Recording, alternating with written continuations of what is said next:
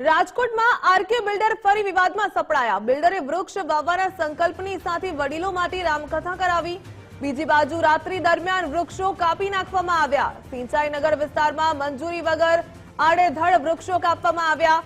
Footpath ઉપર tree ગાર્ડમાં ઉછરેલા વૃક્ષોને રાતના અંધારામાં કાપી દેવામાં આવ્યા। 10 વર્ષ જૂના વૃક્ષો કાપી નાખતા સ્થાનિકોમાં રોષ। સદભાવના વૃદ્ધાશ્રમ વૃક્ષોનું ઉછેર કરતું હતું। કોર્પોરેશનની મંજૂરી વગર વૃક્ષો કાપતા ઉઠ્યા અનેક સવાલ। શા માટે મંજૂરી વગર વૃક્ષો કાપવામાં આવ્યા? પોતાના ફાયદા માટે વૃક્ષોનું કટિંગ કરવું કેટલું યોગ્ય? શું કોર્પોરેશનના બિલ્ડર પર 4 હાથ હશે? આવા બિલ્ડરની સામે ક્યારે પગલાં લેવામાં આવશે? સૌથી મોટો સવાલ થયો કે શા માટે આ વૃક્ષોનું નિકંદન કરવામાં આવ્યું અને આ બિલ્ડરની સામે કોઈ કાર્યવાહી કરવામાં આવશે કે કેમ? તો શા માટે મંજૂરી વગર વૃક્ષો કાપી દેવામાં આવ્યા? સૌથી મોટો સવાલ। પોતાના ફાયદા માટે વૃક્ષોનું કટિંગ કરવું કેટલું યોગ્ય? રાજકોટમાં આરકે બિલ્ડર ફરી વિવાદમાં આવ્યા।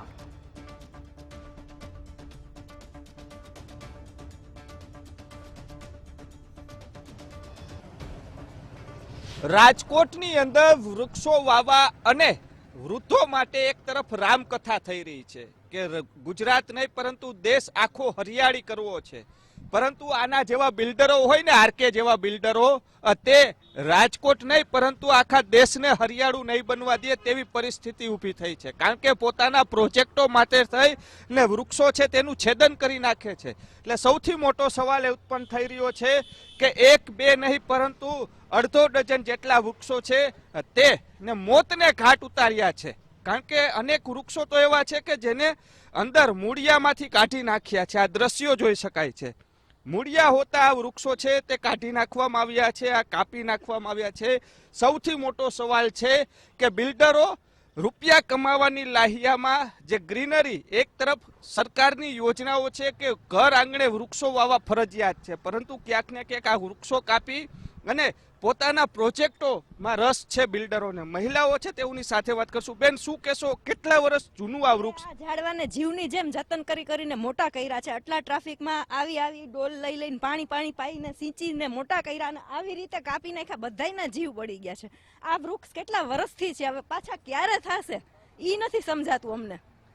10 વર્ષ ઉપરનું છે આ ઝાડવું। બેન, આ દિવસના કાપ્યા હતા ક્યારે? દિવસના નહીં, રાતના, કોઈની ખ્યાલ બહાર, પરમિશન વગર, ખબર જ નથી અમને। રાતે કાપીને વયા ગયા। દિવસે હોય તો અમે આડા ઉભા રહીએ ને। બેન, તમારું શું કહેવું છે? વૃક્ષો વાવવા માટે અને દેશને હરિયાળું બનાવવા માટે રાજકોટમાં રામકથા થાય છે, અને પરંતુ આ વૃક્ષો કાપી અને બિલ્ડરો રૂપિયા કમાઈ રહ્યા છે, શું કહેવું? વૃક્ષો એમની પ્રોપર્ટીની અંદર પણ નથી, એમને તૈયાર મળતું હતું ગ્રીનરી, જે એ લોકો ભોગવી ન શક્યા। અહીંયા આવી રાત્રે 11 વાગે કટ કરતા હતા, ત્યારે એ લોકોને રોકવામાં આવ્યા તો ત્યારે જતા રહ્યા, ભાગી ગયા કે પરમિશન બતાવો, તો પરમિશન હતી નહીં। પછી રાત્રે 1-1.5 વાગે આવી, બધા સૂઈ ગયા હતા, ત્યારે કાપીને જતા રહ્યા છે।